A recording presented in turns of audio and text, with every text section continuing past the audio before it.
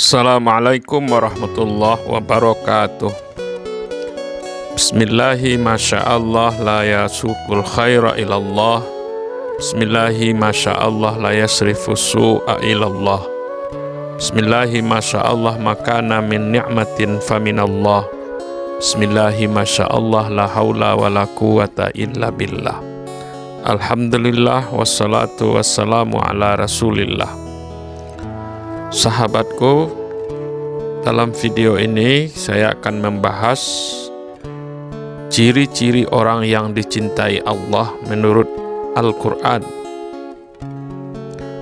Kadang kita salah memahami bahwa apakah ketika kita diberi harta oleh Allah, diberi jabatan, diberi kelapangan, diberi kesehatan, apakah itu pertanda bahwa Allah cinta kepada kita? Jawabnya belum tentu.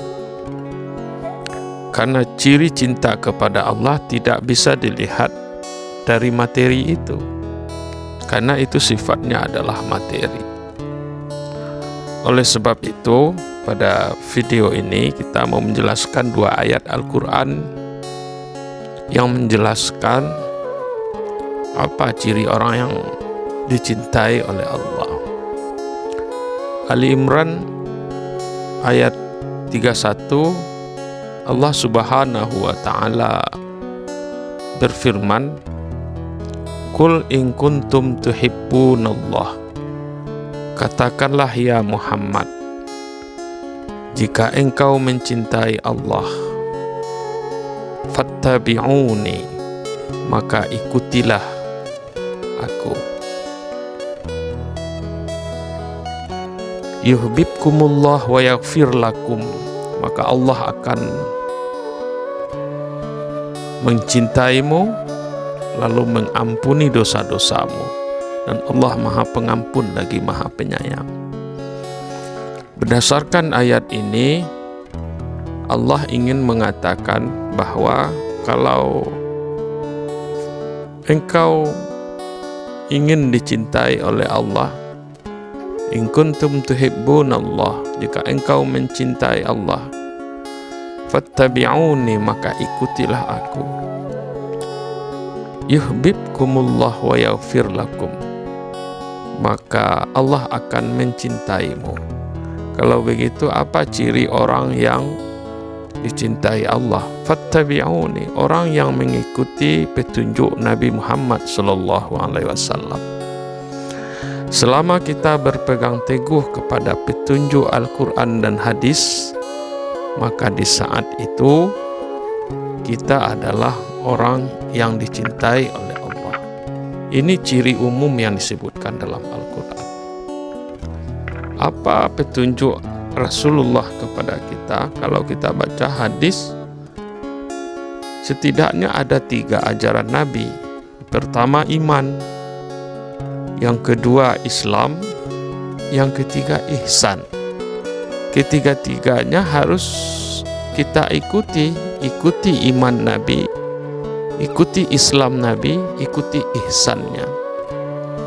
Ikuti iman Nabi berarti kita harus belajar ilmu akidah, ilmu usuluddin.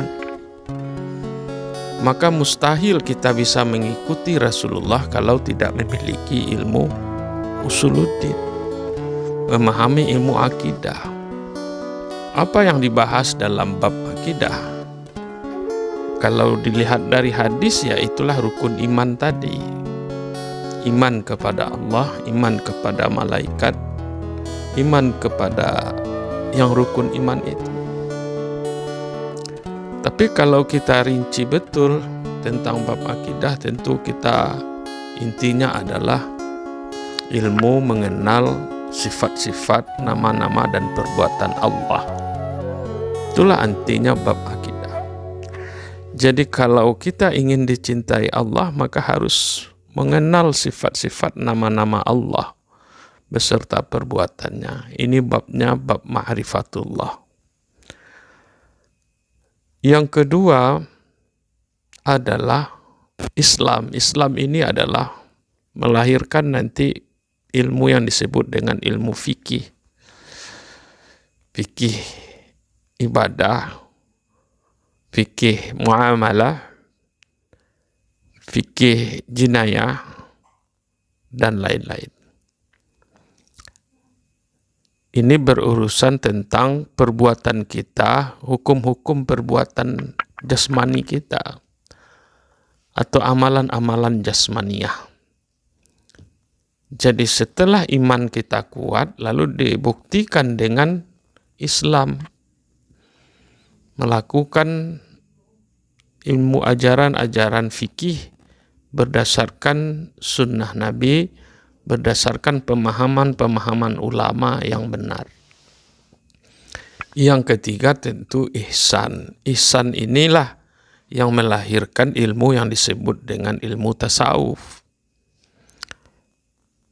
Apa itu ihsan? Kata Nabi, anta'budallah ka'annaka tarahu. Engkau menyembah Allah seolah-olah engkau melihatnya. Jadi Allah secara zahir tidak bisa kita lihat, tetapi secara batin Allah bisa dilihat. Atau setidak-tidaknya adalah hati kita seolah-olah melihat Allah, batin kita melihat Allah. Bagaimana caranya agar kita bisa melihat Allah atau seolah-olah melihat Allah?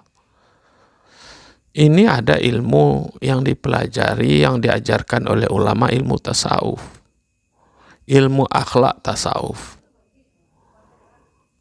Fa'illam takun tarahu, kata Nabi, kalau engkau tidak mampu melihat seolah-olah melihat Allah, ingatlah bahwa sesungguhnya Allah melihatmu.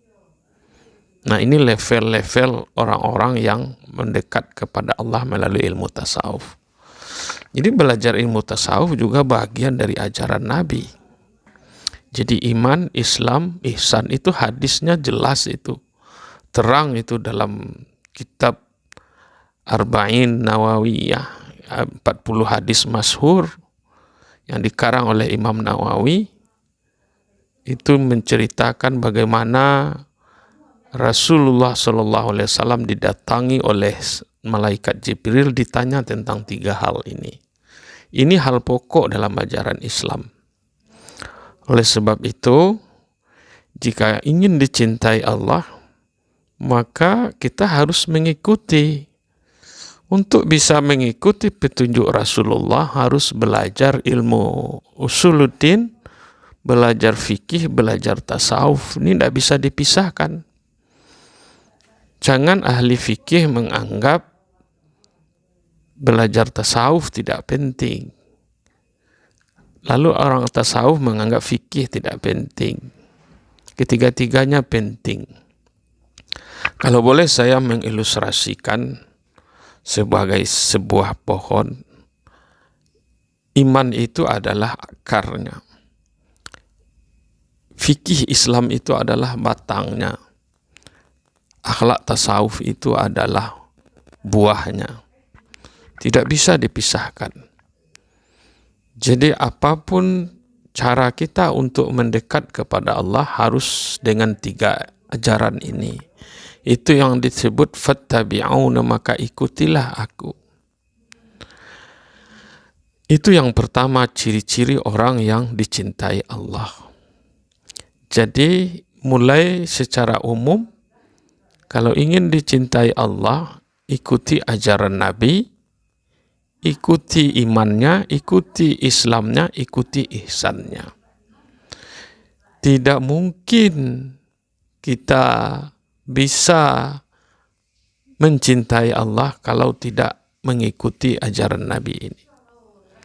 Oleh sebab itu, sahabatku, berdasarkan surat Al-Imran ayat 31 ini, pertama, ciri orang yang dicintai Allah adalah orang yang mengikuti sunnah Nabi, mengikuti petunjuk Nabi.